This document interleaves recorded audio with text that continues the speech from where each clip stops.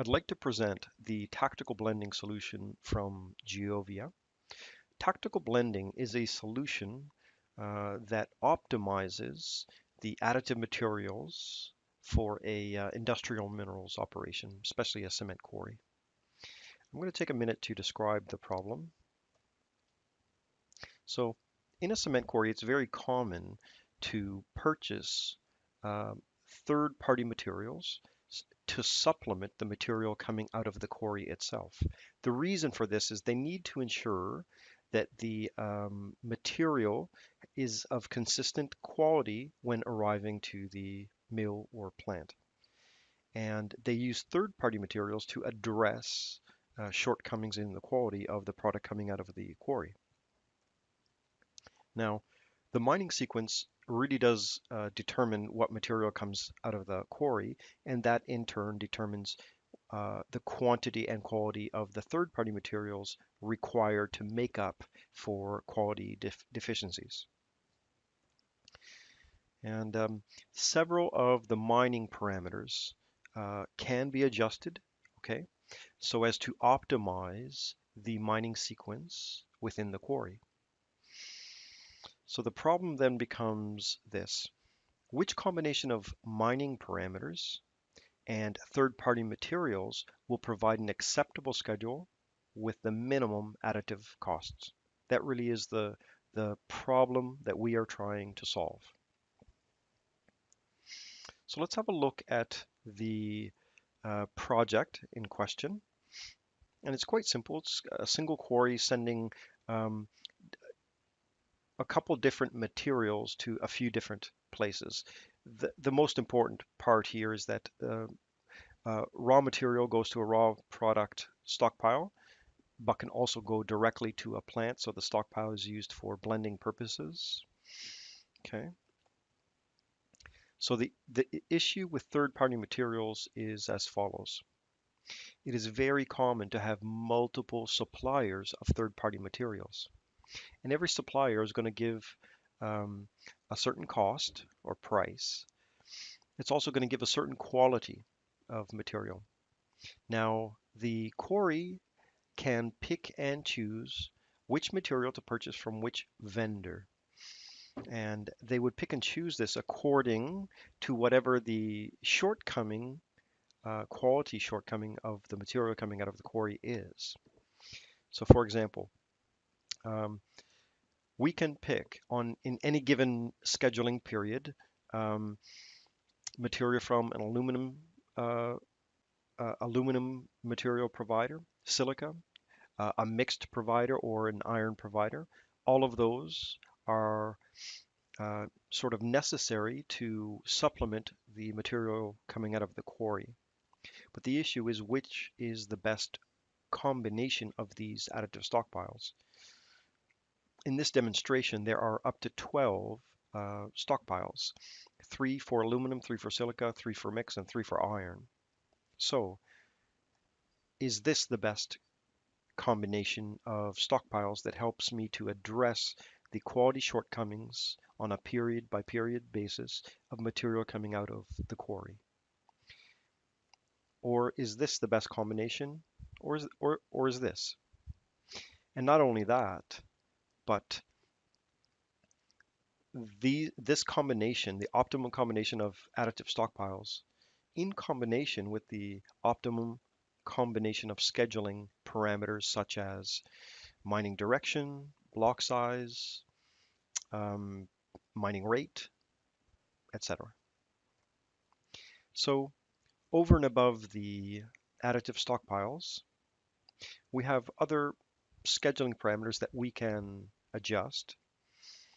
We can have material ratio targets, so a target of the ratio of raw product to aggregates, as well as the ratio of raw product to cement. We have minimum and maximum additive draw rates from the additive stockpiles. Okay. And there are many other scheduling parameters that can be introduced as input factors for this solution. But how do we execute uh, um, the schedule and determine what is the optimum combination of the inputs. The way we do that is by using Geovia Mindshed, that is our tactical scheduling solution, in combination with Simulia iSight. Now, iSight is a software product used for simulation. It comes from our sister brand, Simulia. And what iSight does is it allows us to automate workflows or processes and to simulate that workflow across many different inputs. So iSight will allow us to automate just about any process or workflow, including those that um, contain tasks executed within Mindshed. Now, once we have Mindshed inside of iSight, we can ask iSight to loop that one scheduling scenario many times, hundreds of times, thousands of times. And iSight will orchestrate the execution of those many runs. Now, um, what it does when it's executing uh, the same Mindshed scenario over and over again is it's varying all of the inputs that you choose. And the inputs could be which aluminum stockpile to use, which silica stockpile to use, which iron stockpile to use, mining rates, material ratio targets, quality targets, mining directions, precedences, lags, any of the scheduling parameters within Mindshed. As iSight executes the Mindshed scenario many times, it gathers all of the results and presents them to you in a results analysis window. So basically, the most important part here is that we can vary any number of inputs and track any number of outputs. And in the end, iSight will present them to you in a results analysis window for you to analyze, examine, and choose the best um, possible scenario. So practically speaking, in our simple cement quarry example, what it may look like is something like this. For the first execution, well, let's imagine we pick several hundred runs for this loop. In the first execution, it might use the first material ratio target might be 0.5, the second material ratio target might be 3.2, and the aluminum, silica, mix, and iron stockpiles, it may use the one of three. And we end up with an additive cost to the quarry of $212,000 for the life of the schedule. And what happens is iSight will simply run Mindshed again, except this time all the inputs are different. So it has different methodologies and techniques for how to vary the values of the inputs. So for the third run and the fourth run and the fifth run, you can see that there are different combination of the inputs. I haven't listed them all here, but an end result of the most important one being the additive cost. And one of these is optimum in the sense that we as users get to define what optimum means. And for this particular project, optimum is an acceptable schedule with the minimum additive cost. So in this slide, it would be run number 5. Now 5 is not is all I could fit on this screen, but uh, ideally you should run. It's easy to run an iSight model several hundred times, several thousand times.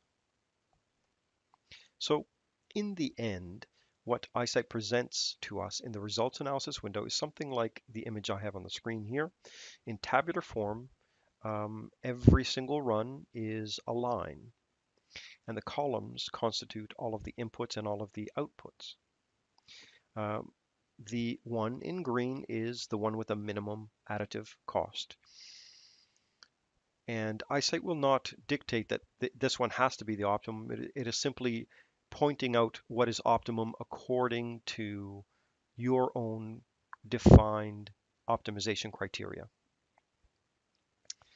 So the objective here obviously was to minimize the additive costs. The results after 17,000 runs was that we had a 76% reduction in additive costs over what a mining engineer was able to produce manually in Mineshed. I'll just take a minute now to show you the model in eyesight and the results in the results analysis window. So this is eyesight, and you can see the different nodes that are used to um, define the workflow. Here in these two nodes, we've got schedule, modify, and schedule run. So these are the two nodes in which Mineshed runs. First, we modify the scheduling scenario to tweak a production rate, to change the mining direction, to change the material ratio targets or the quality targets, etc. Once we schedule the run, uh, we calculate costs using a built-in calculator, and we track that information. So here I'm just going to tab over to the results, and you can see that there are yeah, a little over 17,000 runs. And if we scroll through them, you'll see some of them are marked blue. The blue ones have the same additive costs as the optimum one, so we've got lots of them here. 17,000 ones was quite a bit. And one of these, if I look for it, is in green. And that is the one with the not only the minimum additive costs, uh, but uh, there was there were other optimizing factors here, including the material ratio targets. So this results analysis window is used to obviously review the results. We can filter out the results. We can even present them graphically. Uh, Even look at each of the inputs against each of the outputs. So it's actually creating some 2D scatter diagrams. Um, and we can use these graphs, for example, to tell whether there is or is not any relationships between inputs and outputs. Very detailed graphical analysis.